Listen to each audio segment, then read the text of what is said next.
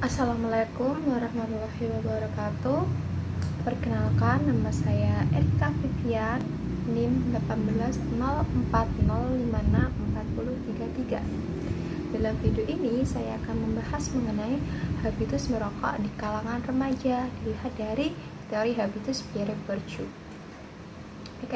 Seperti kita ketahui, saat ini merokok tidak hanya dilakukan oleh orang dewasa saja, melainkan merokok juga dilakukan oleh remaja.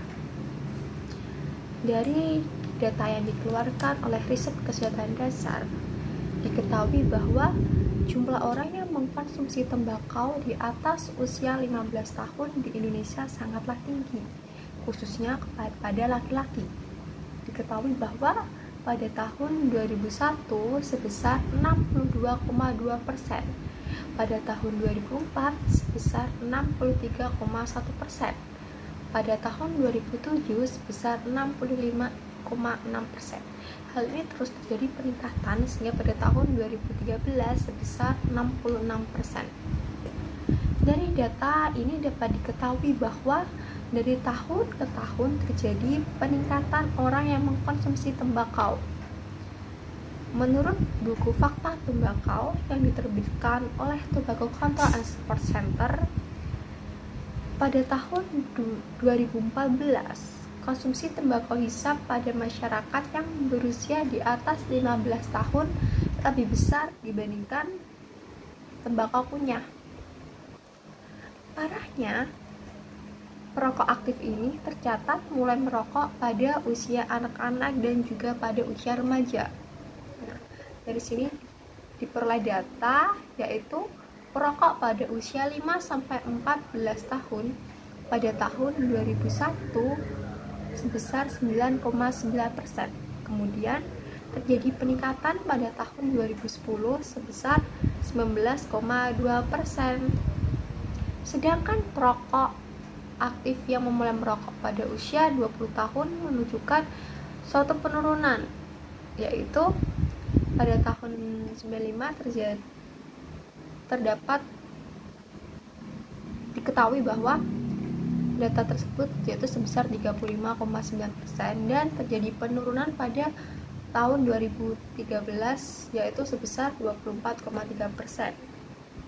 Nah, dari data-data yang diperoleh tersebut menunjukkan bahwa perokok aktif di kalangan remaja dari tahun ke tahun mengalami suatu kenaikan.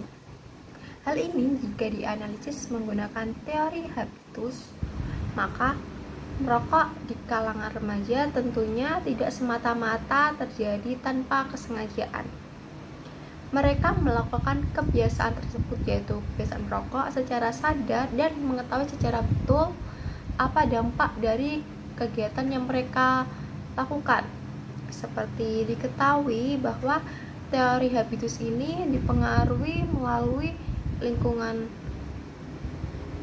keluarga, sekolah, ataupun masyarakat.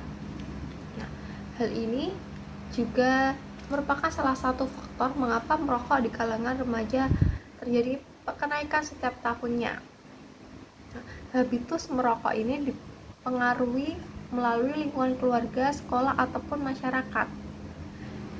Sehingga habitus ini dilakukan oleh remaja tersebut agar mereka karena adanya keinginan dari mereka untuk diterima oleh masyarakat atau oleh lingkungan pergaulan tersebut.